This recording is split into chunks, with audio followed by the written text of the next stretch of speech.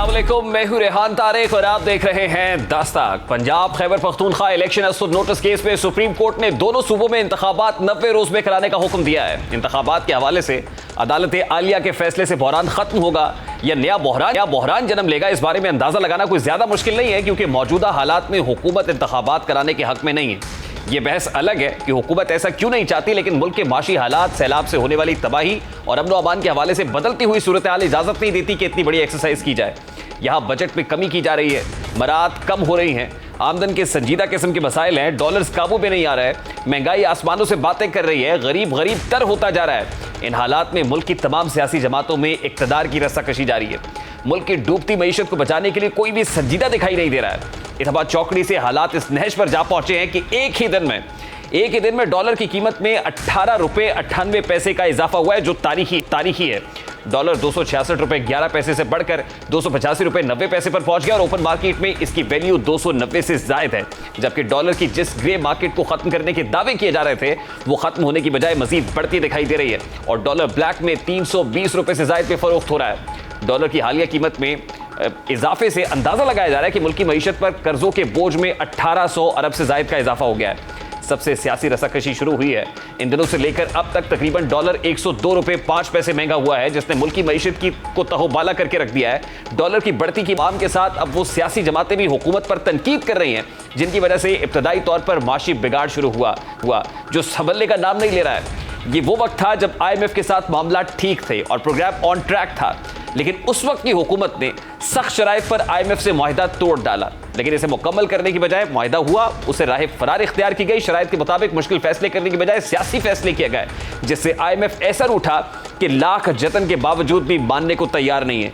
आज उसी जमात के सरबराह इमरान खान ने डॉलर की बढ़ती हुई कीमतों पर ट्वीट करते हुए लिखा कि हुकूमत तब्दीली की साजिश के जरिए साबिक आर्मी चीफ ने मुजरिमान के टोले को मुल्क पर मुसल्लत किया, कौम इसकी भारी कीमत अदा कर रही है। इमरान खान का मजीद कहना था कि PDM की 11 माह की हुकूमत के दौरान रुपए की कदर में इंतहाई गिरावट आई है और रुपए की कदर 62% कम हुई है, जिसके नतीजे में अवामी कर्जों में 14.3 ट्रिलियन रुपए का इजाफा हुआ है। दूसरी जानिब आज स्टेट बैंक कबल वक्त IMF की शराइत पूरी करने के लिए मॉनेटरी पॉलिसी का ऐलान करते हुए शरह सूद में 3% इजाफा कर दिया गया है। इस 3% इजाफे से शरह सूद बढ़कर 20% तक जा पहुंची है। स्टेट बैंक के मुताबिक शरह सूद को बढ़ाने का मकसद अफरात ज़र में इजाफे और मालियाती इस्तेहकाम को लाहक खतरात को रोकना है, जबकि नए इन्फ्लोज आने में ताखीर का सामना है, जिससे ज़खायर पर दबाव बढ़ रहा है। स्टेट बैंक ने गुज़श्ता सिर्फ 17 महीनों में शरह सूद में 13% इजाफा किया है।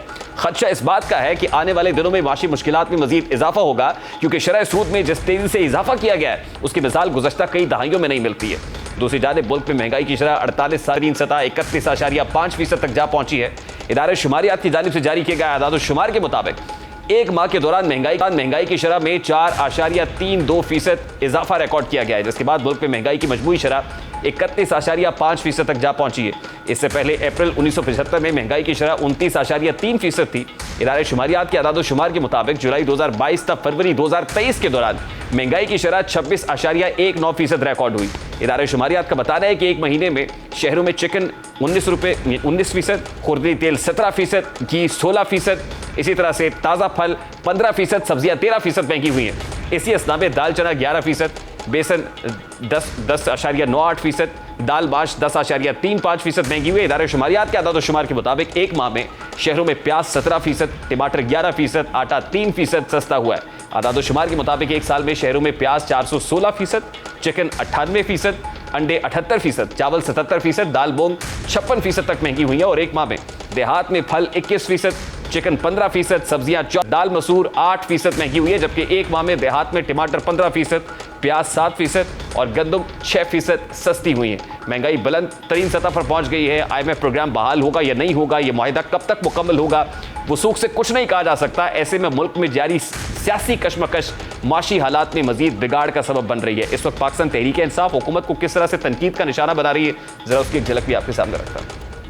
तो शुमार के साथ ये साबित किया जा सकता है कि पाकिस्तान का सबसे बड़ा सानिया जो पिछले 75 साल में हमारी तारीख के पेश आया है, वो ये PDM हुकूमत के 11 माह थे। आदाद-ओ-शुमार हमारे मुल्क पे इकोनॉमिक सैंक्शंस भी लगाई गई, लेकिन जो पिछले 11 माह के अंदर माशी तबाही आई है और आम आदमी की जिंदगी के अंदर जो परेशानी और मुश्किलात आई हैं और जिस तरह पाकिस्तान के पोटेंशियल को और पाकिस्तान की सोसाइटी को तबाह किया गया है, इससे पहले कभी नहीं हुआ। आज जिस वक्त हमाद अजहर इस हुकूमत को तनकीद का निशाना बना रहे इकोनॉमिक स्ट्रेटजीज के ऊपर, तो मैं एक और शॉट आपको सुनवाना चाहता हूँ। वो शॉट है साबिक वजीर खजाना शौकत तरीन साहब का, और वो एक ऑडियो सामने आई थी जिसमें वो दोनों सूबाई वज़राए खजाना के साथ बात कर रहे थे और ये कह रहे थे कि IMF को जो कमिटमेंट दिए आपने ये तय करना है कि इस कमिटमेंट को पूरा नहीं करना है, ताकि ये जो हुकूमत हमें पॉलिटिकल विक्टिमाइजेशन का निशाना बना रही है इस पर प्रेशर आए और इसकी IMF के साथ डील ना हो सके। उस वक्त उन्होंने क्या कहा था, जरा वो भी आपको दिखाते हैं। कह देना है कि जनाब वाला जो हमने कमिटमेंट दी थी वो फ्लड से पहले थी, अब फ्लड पे हमें बहुत पैसे खर्च करना पड़ेंगे, तो इसलिए हम आपको ये बता रहे हैं अभी से कि we will not be able to honour our commitment. बिल्कुल यही लिखना है आपने और कुछ नहीं करना। तो वो जो है ना, दैट्स ऑल वी वांट कि वो उनको इनके ऊपर जो प्रेशर पड़े ये अपना खींच रहे हैं, हमें अंदर करवा रहे हैं, हमारे ऊपर टेररिज्म की चार्जेस कर रहे हैं और ये बिल्कुल स्पॉट फ्री जा रहे हैं, वो नहीं होने देना ना हमने। अब ये 29 अगस्त 2022 की बात है। आज जब पॉलिटिकल टर्मोइल बहुत ज्यादा है, पॉलिटिकल स्टेक होल्डर्स बैठकर बात करने के लिए तैयार नहीं है और इकोनॉमी एक बहुत बड़ा चैलेंज है, एक अफरीद की सूरत में हमारे सामने आ खड़ा हुआ है, तो ऐसे में क्या हम मुतहम्मिल हो सकते हैं कि सियासी बढ़के मारें, सियासी नारेबाजी करें, सियासी कशमकश में इजाफा करें? इस पर बात करेंगे। इस वक्त पाकिस्तान तहरीक इंसाफ की रहनुमा आलिया हमजा साहिबा ने हमें ज्वाइन किया है। अस्सलाम वालेकुम आलिया हमजा साहिबा, बहुत बहुत शुक्रिया आपके वक्त के लिए। आलिया हमजा साहिबा, इस वक्त इकोनॉमिक कंडीशन क्या है? ऑब्वियसली ये नविश्ता दीवार है, कोई ढकी छुपी बात नहीं है, लेकिन मेरा आपसे बड़ा सादा सा सवाल है, इन केस इस वक्त वज़ीर आज़म शहबाज शरीफ को हटाकर वज़ीर आज़म इमरान खान बना दिए जाते हैं और फाइनेंस मिनिस्टर इसहाक डार को हटाकर शौकत तरीन को लगा दिया जाता है, तो क्या इस बात की ज़मानत है कि माशी नक्शा यकसर बदल जाएगा? मैं सिर्फ इतना समझती हूँ, आपने जो सवाल किया मैं तो एक कंपैरिजन रखूंगी, कंपैरिजन के बाद अवाम को खुद फैसला करने दे। पहली चीज, खान साहब ने शौकत तरीन साहब को न्यूट्रल्स के पास भेजा था कि ऐसी आग के अंदर इस मुल्क को मत झोंकें। इसलिए मत झोंकें कि अगर ये आ गए, जिसे आप बेस्ट एडमिनिस्ट्रेटर कहते हैं, वो सिर्फ मुंशी है और वो भी मुंशी शरीफ खानदान का है, और जिसको आप बेस्ट एडमिनिस्ट्रेटर कहते हैं उसकी एडमिनिस्ट्रेशन सिर्फ नालियां गटर पुल साफ करने की है। और वक्त ने साबित किया ना, जो CPI जब हमारा दौर था जिसके ऊपर महंगाई मुकाओ मार्च किया गया था 12% था, आज 32% का है। जो फूड इन्फ्लेशन यानी खाने पीने की चीजें 16% पे बता रही हूँ, 16% थी, इस वक्त जो है वो 46% के ऊपर है। ये सारे कंपैरिजन की बात नहीं है। नहीं, मुझे बताइए, रेहान साहब, आवाम को ये समझना चाहिए, responsible for this is the current incompetent हुकूमत। ये जो हुकूमत बैठी है ये वो है जो ना एक्सपोर्ट बढ़ा सकी ना। देखिए मेरी बात सुने, नहीं, एक दूसरे पर रेहान साहब देखिए मेरी बात सुने, मैं एक छोटी सी बात आपको बता दूं, ये कीचड़ उठाने का टाइम नहीं है, ये एक दूसरे को मलाइन करने का टाइम नहीं है, क्योंकि अवाम दो वक्त की रोटी को तरस चुकी है और इनकी नाअहली की वजह से। इस मामले को सेटल करते हैं। 4 फरवरी 2022 को आपका IMF के साथ मुआहिदा हुआ था और मुआहिदा ये हुआ था कि आप नवंबर से बिजली की कीमतों में इजाफा करेंगे, पेट्रोल की कीमतों में भी इजाफा होगा, बिजली की कीमतों में इजाफा होगा, पेट्रोल पर 4 रुपए फी लीटर लेवी बढ़ेगी और हर महीने बढ़ेगी, नवंबर से बढ़ेगी और तब तक बढ़ेगी जब ये 30 रुपए फी लीटर तक नहीं आ जाती है। आपकी हुकूमत में इमरान खान साहब ने इस मुआहिदे के होने के बाद, यानी 4 फरवरी को मुआहिदा होता है, 28 फरवरी को कौम से खिताब किया जाता है और उसमें पेट्रोल और डीजल की कीमतों को बढ़ाने की बजाय 10 रुपए कम कर दिया जाता है, बिजली की कीमत को बढ़ाने की बजाय 5 रुपए मजीद कम कर दिया जाता है। ऐसे में IMF को नाराज किया जाता है, IMF के साथ किए गए मुआहिदे की धज्जियां उड़ाई जाती हैं और आज हमें वो भुगतना पड़ रहा है। रेहान साहब, अब बड़े आराम से मेरी बात आप सुनिएगा, आपने इतनी लंबी चौड़ी बात कर दी। IMF का नया मुआहिदा कब हुआ है मैं बता दूं तारीख, 29 अगस्त 2000। एक सेकेंड, IMF का नया मुआहिदा कब हुआ है? और एक सेकेंड देखिए, आपने इतनी लंबी चौड़ी बात की, मैंने आराम से आपकी सुनी ना। हौसला इसलिए किया करें कि मैं फिगर्स दे रही हूं। 29 अगस्त 2022 को IMF का नया मुआहिदा करती है नून लीग की हुकूमत, चाहे आप मिफ्ता को इसमें कल्परेट करें चाहे इसहाक डार को करें। उसके बाद इसहाक डार साहब 4 महीने उस IMF के मुआहिदे को सिर्फ इसलिए लटकाने की कोशिश करते हैं कि और IMF को तड़ियां लगा होते हैं, मैं तुम्हें देख लूंगा, मैं तुम्हें जानता हूं, मेरा 30 साल का एक्सपीरियंस है। डॉलर तब ये क्यों आपने ये बातें इनसे नहीं पूछी थी कि अभी वो एक मिनट नहीं, ये 1 सेकंड मुझे मुआहिदा नहीं हुआ, 29 अगस्त को मुआहिदा नहीं हुआ। 29 अगस्त को शौकत तरीन साहब ने दोनों सूबाई वज़राए खजाना को टेलीफोन करके कहा कि जो कमिटमेंट आपने दिया आपने उस कमिटमेंट से रूगर्दानी करनी है ताकि इस हुकूमत के ऊपर प्रेशर आए। साहब प्लीज एक मिनट मेरी एक बात सुन ले आप, प्लीज मुझे बात कंप्लीट करने दीजिए। of context then. Facts को distort मत करिएगा। फैक्ट्स आपको नहीं पता ना, इसलिए कि economic indicator, I am an economist, I can say better things on the economy rather than you. जो आप लिखा हुआ पढ़ेंगे मैं उससे बेहतर आपको बता दूंगी। लेकिन मेरे उस सवाल का जो मैं पढ़ रहा हूं, जिस चीज को आप जो मैं आपसे पूछ रहा हूं आप उसका जवाब तो दीजिए ना। एक सेकंड रेहान साहब, आपने मेरे पहले सवाल का जवाब नहीं दिया। ट्विस्ट कर रहे हैं, एक सेकंड, मैंने आपको बता दिया कि इन्होंने नया मुआहदा किया है, जिस नए मुआहदे को इन्होंने 4 महीने डिले किया है, और उस 4 महीने की कॉस्ट आज आपसे ये पूछ रहा हूं कि जिस वक्त आपने आईएमएफ से कमिट किया था कि आप पेट्रोल की प्राइसेस को इंक्रीज करेंगे, तो उस वक्त पेट्रोल की प्राइसेस क्यों बढ़ाई थी 28 फरवरी को?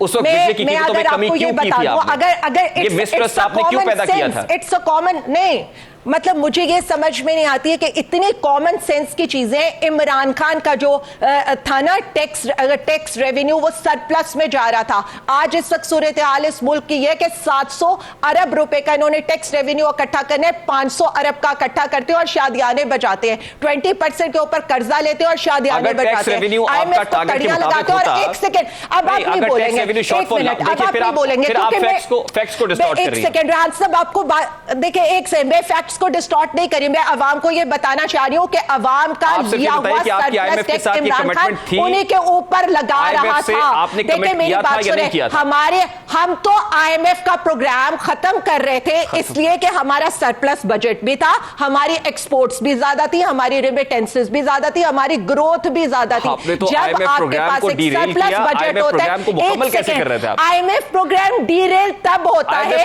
जब आईएमएफ के साथ आप इन शराइत के ऊपर जाए। एक सेकंड, आईएमएफ के साथ आपकी डील तब खराब होती है जब आप रेवेन्यू कलेक्ट नहीं करेंगे। आईएमएफ आपको कहता क्या है? आईएमएफ आपको यह कहता है कि आप अपनी सारी चीजों को टैक्स नेट के अंदर लेकर आए। यहां पर सूरत हाल ये कि रिजर्व्स इनके पास है नहीं, टैक्स का रेवेन्यू ये पूरा नहीं कर सके, बजट डेफिसिट पिछली दफा से 24% बढ़ रहा है। यहां पर सूरत हाल ये, एक सेकंड देखिए मेरी एक बात सुने, यहां पर जिस चीज की और आप शौकत तरीन की जिस वीडियो की बात करें और ऑडियो की बात करें, मैं उसमें भी आपको एक चीज की क्लैरिटी दे दूं। प्रेस रिलीज आपके सामने रख देता हूं। वो बात ये कर रहे हैं कि आईएमएफ के साथ मेरे पास आईएमएफ के, एक मिनट, मेरे पास आईएमएफ का डेटा, सवाल ले लेना।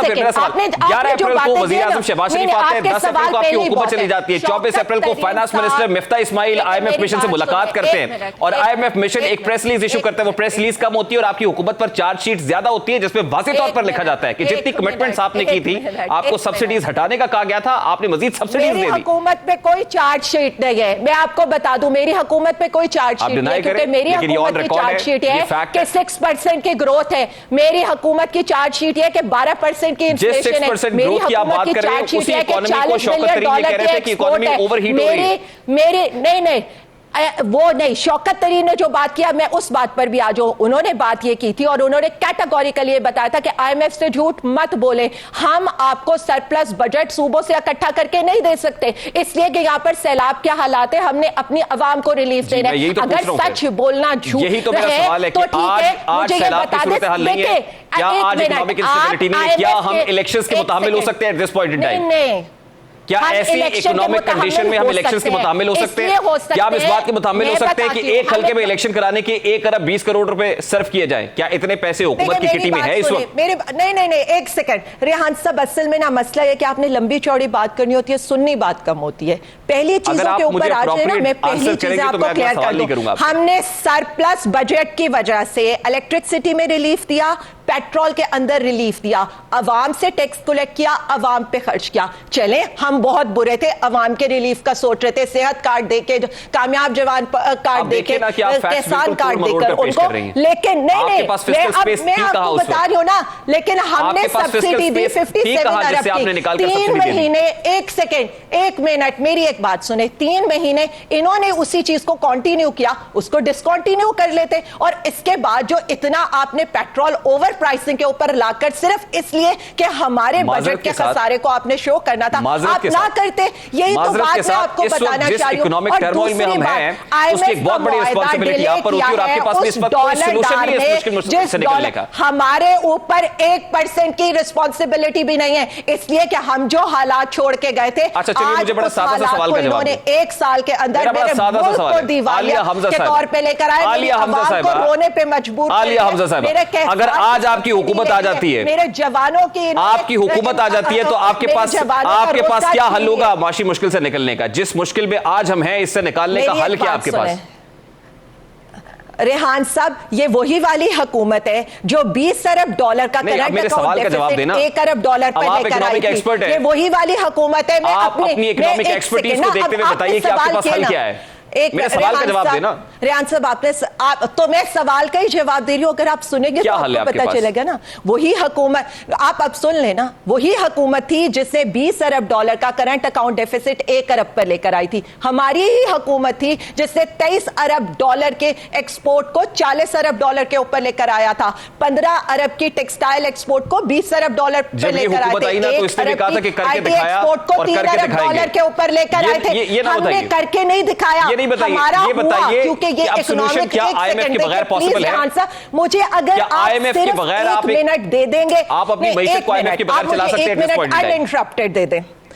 आप मुझे अनइंटरप्टेड अगर 1 मिनट दे देंगे तो अवाम को बात समझ में आ जाएगी। मैं चीख नहीं सकती जो मैं कॉन्टिन्यूसली आपसे रिक्वेस्ट कर रही हूं। मुझे ये बताइए कि IMF के बगैर माशी मुश्किल का हल है आपके पास कोई? 1 मिनट रेहान साहब, प्लीज मुझे अपनी बात कंप्लीट करने दें। इतना मेरा राइट है, इतना मेरा राइट है। मुसलसल आप ही बोल रहे हम इंडस्ट्रीज को सब्सिडीज दे रहे थे, हम सेहत कार्ड अवाम को दे रहे थे, हम किसान कार्ड और किसान को सब्सिडी दे रहे थे, हम कामयाब जवान प्रोग्राम दे रहे थे, हम लंगर खाने खोल रहे थे, हम पनाहगाहें खोल रहे थे, हमारे पास रेमिटेंसेस एक्सेस में आ रहे थे, हमारे जो रिजर्व थे वो आपको पता है 16 अरब डॉलर के थे, हमारी फॉरेन डायरेक्ट इन्वेस्टमेंट ज्यादा थी, हमारी एक्सपोर्ट्स बढ़ रही थी, हमारे लोगों को 55 लाख लोगों को रोजगार मिला था। आज इस वक्त मैं नहीं कह रही, हफीज पाशा साहब की स्टेटमेंट है 1.5 करोड़ लोग इस वक्त बेरोजगारी और खतरे गुर्बत से नीचे चले गए। 16 अरब डॉलर के रिजर्व्स के मैं आपको बता देती हूँ, ये भी सेंट्रल बैंक के रिजर्व्स नहीं थे, इसमें कमर्शियल बैंक्स के रिजर्व्स भी थे। ऑब्वियसली ये कम्युलेटिव आज जो आप लोगों के चैनल, एक सेकंड, नहीं आज जो आपके चैनल ही 9 अरब, नहीं देखिए ये लंबी बहस में आपको बता देती हूं। मेरे पास टाइम नहीं है, मुझे ब्रेक लेना है। मेरे से पूछे, लेकिन मेरे सवाल का जवाब आप नहीं दे रही। लंबी बहस है ही नहीं। आप मेरे सवाल का जवाब नहीं दे रही। हमने 3 अरब डॉलर चाइना का कर्ज वापस किया था, जो अब इनको वापस भी मिल गया। उसके अंदर इनको वो आपको करना पड़ना था ना 3 अरब डॉलर ओवर होकर दोबारा वो ममालिक जिन्हें आपको पैसे दिए हुए थे उनकी डेडलाइन मीट हो रही थी जिस वक्त आपने हुकूमत छोड़ी है। वर्ल्ड बैंक के पैसे दोबारा आ गए हैं, IMF के 2 अरब डॉलर दोबारा आ गए थे, लेकिन उसके बावजूद ये 3 अरब डॉलर से 1 अब आप मुझे बताइए क्या IMF के बगैर रिजर्व्स के अंदर मुल्क की माशी रोक का कोई चारा है? मुझे बताइए। देखिए, हम तो समझते हैं कि IMF की तरफ इन्हें 4 महीने से ये जो IMF को धमकियां धोस कर रहे थे, ये तो उसी तरह IMF से ट्रीट कर रहे थे जिस तरह से जिस IMF को नाराज करके आप गए थे, इस हुकूमत ने इस IMF को मनाने की कोशिश की। मिफ्ता इस्माइल साहब आए, कड़वी गोली खाई, पॉलिटिकल कॉस्ट पे की इस हुकूमत ने। चले मेरी बात सुने, एक मिनट। मिफ्ता इस्माइल साहब की आप बात करें ना, वो तो इसाकदार पे सारा कुछ इल्जाम लगा रहे। फिर एक बात आप उनकी ये भी मान ले कि वो ये कह रहे हैं इसाकदार नहायत, ये तो मैं इस हुकूमत से पूछूंगा, तो अभी ये तो मैं इस हुकूमत से पूछूंगा, लेकिन इस हुकूमत ने आते ही पॉलिटिकल कैपिटल लूज किया है ना, पॉलिटिकल कॉस्ट पे किया सिर्फ आपकी वजह से। कि डॉलर नहीं ना, इन्होंने पॉलिटिकल कॉस्ट पे की है, सियासत भी तबाह की है, मुल्क भी तबाह की है, रियासत भी तबाह की है। उस डॉलर डार से सवाल होना चाहिए कि आप तो जब एयरफोर्स बन के तैयारी में बैठे थे डॉलर डर गया, लेकिन आज सूरत हाल ये है कि कर्जा 2600 अरब का कम हुआ था। तो बहुत शुक्रिया आलिया हमजा साहिबा, पाकिस्तान तहरीक इंसाफ की रहनुमा हमारे साथ मौजूद थी। Let's take a very quick short break, और ब्रेक के बाद जब वापस आएंगे तो इलेक्शंस के माहौल की बातें की जा रही हैं। क्या ऐसे में हुकूमत इलेक्शंस कराने का सोच सकती है, ये मुतहम्मिल हो सकती है, जहां बहुत पॉलिटिकल कैपिटल देना पड़ेगा? हुकूमत से ही बात करेंगे इस ब्रेक के बाद। हमारे साथ रहिए।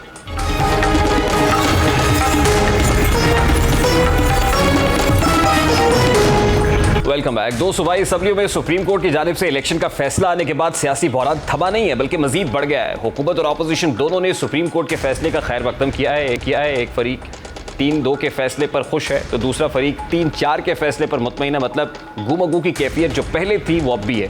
इलेक्शन होगा या नहीं, इस पर जैसी धुंध पहले छाई थी अब भी वैसी ही है। अब राना सनाउल्लाह अभी भी कह रहे हैं कि इलेक्शंस होने चाहिए, मगर साथ में एक साथ होने चाहिए। वज़ीर दाखिला का क्या कहना है, वो क्या कहना चाह रहे हैं असल में? दूसरी जानिब इमरान खान साहब ने कल एक बार फिर मेरी अदलिया की गर्दान दोहराई, अदलिया का शुक्रिया अदा किया, अपनी जेल भरो तहरीक पर फातह खानी की और इलेक्शन मुहिम का आगाज कर दिया। इलेक्शन से भागने नहीं देंगे। ये अब इलेक्शन होंगे। आज के फैसले के बाद जो हमने जेल भरो तहरीक थी उसको हमने अब खत्म किया और इंशाअल्लाह हफ्ते को मगरिब के बाद पूरा लॉन्च कर रहे हैं अपनी इलेक्शन कैंपेन।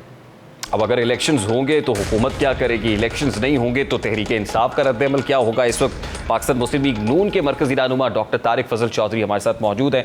अस्सलाम वालेकुम डॉक्टर साहब, बहुत बहुत शुक्रिया आपके वक्त के लिए। सबसे पहले तो बड़ा सादा सा सवाल है, इलेक्शंस ना कराने की हुकूमत के पास 100 तरह के जवाब हैं, लेकिन महंगाई जो 68 साल रिकॉर्ड तोड़ चुकी है 31.5% पर इस वक्त है, मुल्की कर्जे 14.5 खरब उनमें इजाफा हो गया है, जो शरह सूद है वो आज 20% तक जा पहुंची है, इसका भी कोई जवाब है आपके पास? देखिए, जिस सूरत हाल का आपने अभी जिक्र किया, महंगाई के हवाले से मुल्की सूरत हाल और मुआशी तौर पर जो अबतर सूरत हाल का सामना इस वक्त मुल्क को है, ये एक इंतहाई संगीन सूरत हाल है, इसमें कोई दो राय नहीं है। और पाकिस्तान की तारीख में यकीनन बड़े नाजुक लम्हात आते रहे हैं, बड़ी मुश्किल हालात आते रहे हैं, हमारे ऊपर बैनुल-अक़वामी पाबंदियाँ भी लगी, लेकिन इस तरह की कैफियत जिसमें अवाम के लिए ये कैफियत पैदा हुई हो, कम अज़ कम मैं अपना जितनी भी मेरी वो एक्सपीरियंस है, मेरा जितना वक्त गुजारा है, मैंने नहीं देखी। तो ये बिल्कुल आपकी बात से मैं इत्तफाक करता हूँ, लेकिन कोई भी ये काम जो है ये खुशी से नहीं कर रहा। मैं कम अज़ कम अपनी हुकूमत की तरफ से ये बात कह रहा हूँ कि ये सब वो आप ये कहें कि मजबूरियाँ हैं, ये सब वो मुआहदे कहें, कमिटमेंट्स कहें कि जिनसे जो सोवरेन गारंटीज के साथ होती हैं, जैसे कोई जमात जो भी गवर्नमेंट डॉक्टर साहब सॉरी टू से, इन मजबूरियों को आपके कॉन्स्टिट्यूएंट्स मानेंगे नहीं, क्योंकि आपने पॉलिटिकल लॉस किया, इसमें आपने पॉलिटिकल कैपिटल खोया है। जी, मैं आपकी इस बात से भी इत्तफाक करता हूँ कि ये फैसले जब करते हैं, कोई भी सियासी जमात करती है, तो यकीनन सियासी तौर पे उसे नुकसान पहुँचता है, लेकिन आपने एक फैसला करना होता है कि जब मुल्क डिफ़ॉल्ट पे खड़ा हो और उसको डिफ़ॉल्ट होने से बचाना हो और मुश्किल फैसले करने हो जिससे पार्टी को नुकसान हो सकता हो, तो मेरा ख्याल है पार्टी को नुकसान जो है ये थोड़ा नुकसान है, और खुदा न खास्ता अगर स्टेट को वो नुकसान बर्दाश्त करना पड़े कि जहां मुल्क डिफॉल्ट कर जाए, वो ज्यादा बड़ा नुकसान है। तो हम छोटा नुकसान बर्दाश्त कर रहे हैं जो अपनी जमात की। लेकिन डॉक्टर साहब क्या वजह है कि वो डिफॉल्ट का खतरा अभी भी मंडला रहा है? IMF के साथ अभी भी हमारे जो स्टाफ लेवल एग्रीमेंट है वो तकमील को नहीं पहुंचा है, उसके बाद एग्जीक्यूटिव बोर्ड ने अप्रूवल देनी है, we are still hanging in the air. देखिए, उन्होंने जो शराइत जो उनसे मुआहदात पिछली दौरे हुकूमत में हुए, उन्होंने कुछ शराइत अभी रखी हैं, इब्तदाई जो मीटिंग्स हुई हैं, उसके बाद गवर्नमेंट जो है उन पे अमल पैरा है, बहुत सारे फैसले भी किए गए हैं, और उन्हीं के नतीजे में जैसे मैंने आपसे कहा कि अवाम के लिए मजीद मुश्किलात आई हैं, महंगाई बढ़ी है, और ये इक़दाम जो फाइनल मुआहदे से पहले करने हैं तकरीबन मुकम्मल हो चुके हैं, और अब तभी उम्मीद है कि इंशाअल्लाह ताला आइंदा आने वाले चंद दिनों में ये मुआहदा हो जाएगा और पाकिस्तान जो है वो जो शदीद बहरान है इससे इंशाअल्लाह ताला निकल आएगा। लेकिन डॉक्टर साहब, अवाम जिस मुश्किल के अंदर है, मेरा ख्याल है मौसम गर्मा में पहला बिजली का बिल ही आपको बता देगा कि अवाम में किस कदर गमो गुस्सा है। जी, बिजली के जो कीमतें हैं और बिजली के जो बिल हैं वो भी, उसके साथ गैस के बिल भी, और अदरवाइज भी जो अशिया खुर्दनोश हैं उनकी कीमतों में जो इजाफा हुआ है, हमारे अवाम इसके मुतहम्मिल यकीनन नहीं हो सकते। मैं आपको उन तबकात की अगर बात बताऊं कि जो सैल्यूट क्लास है, जो मिडिल क्लास है, लोअर मिडिल क्लास है, यानी जिनके एक मखसूस ज़राए आमदन है और उनके अलावा उनका गुजारा जो है वो किसी और चीज़ पे नहीं है, कोई फालतू आमदन उन्हें नहीं आ रही, उनके लिए तो बहुत बड़े चैलेंजेस हैं। डॉक्टर साहब सितम ज़रीफ़ी ये है ना कि आपकी हुकूमत के पास इसका हल कोई नहीं है। अगर हल कोई नहीं है तो करा दें इलेक्शंस, फिर तहरीक इंसाफ कह रही है। देखिए, इलेक्शंस तो होने ही होने हैं, कोई भी सियासी जमात इलेक्शन से इनराफ तो नहीं कर सकती, ना ये सिस्टम बगैर इलेक्शन के चल सकता है। तो इलेक्शन कमीशन ऑफ पाकिस्तान जो है उसमें अब अदालतें भी अपने फैसले दे रही हैं। पहले ये केस जो है ये लाहौर हाई कोर्ट और KP हाई कोर्ट में थे, अब सुप्रीम कोर्ट ऑफ पाकिस्तान की इसमें डायरेक्शन आ गई है, तो इलेक्शन तो जाहिर है वो तो लेकिन अदालती फैसलों की भी तो आप मर्जी की तशरीहात कर रहे हैं ना डॉक्टर साहब। नहीं, मर्जी की तशरीहात नहीं है भाई, मैं कोई वकील तो नहीं हूँ, लेकिन जो बात फैसले में लिखी हुई नजर आ रही है उसमें तो मुद्दा यही नजर आ रहा है। अच्छा चलिए, एक केस स्टडी है ना, अब एक केस सिनारियो रखते हैं, अगर आप मजीद ड्रैग करते हैं इसको कुछ 6-7 महीने 1 साल तक, तो क्या कर लेंगे? मतलब उसमें पब्लिक को क्या ऐसा दे देंगे कि इलेक्शंस में जाएंगे तो लोग आपको फूलों के हार डालेंगे? देखिए अभी ये कहना तो कबल वक्त है, लेकिन हमारी एक नीति, हमारी मेहनत पूरे खुलूस के साथ यही है कि लोगों को रिलीफ दिया जाए, उनकी जिंदगी में आसानी पैदा की जाए। और मिसाल के तौर पे अगर हमें होता ये हुआ हो कि दिखाई नहीं हालात दे रहा ना कभी- सर, क्या फॉर्मूला है? मतलब कुछ ऐसा हो कि अगले 6-7 महीने के अंदर कोई चमत्कार हो जाएगा, वो बता दीजिए। देखिए उसका फार्मूला तो अभी देना मुश्किल है कि ये 2 और 2 4 की तरह ये होगा और उसका नतीजा ये होगा, लेकिन एक कोशिश जस्तजू जो मैंने आपसे कहा है वो आपको लगता है कि महंगाई सिंगल डिजिट में आ जाएगी, डॉलर 200 से नीचे आ जाएगा, हमारे जो एक्सटर्नल जो बैलेंसिंग है, बैलेंस ऑफ पेमेंट्स के इशू हैं वो ठीक हो जाएंगे, जो बजट डेफिसिट है वो काबू में आ जाएगा? जून में आपने बजट भी पेश करना है, मुझे तो ये डर है कि बजट कैसे पेश करेंगे आप?